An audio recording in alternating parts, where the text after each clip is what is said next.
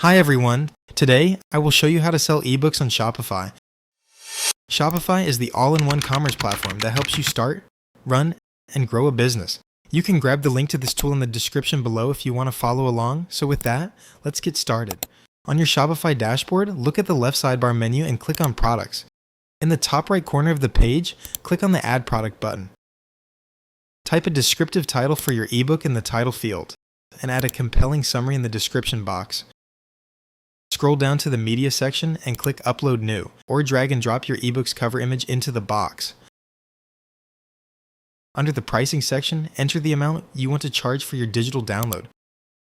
Scroll down to the shipping section and make sure to uncheck the box that says Physical Product to let Shopify know it is a digital file.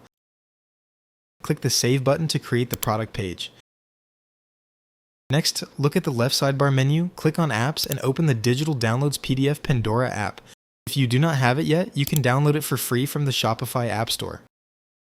Inside the app, click on the Create Digital Product button. Under Step 1, click the Select a Product button. Find your newly created ebook from the list and select it.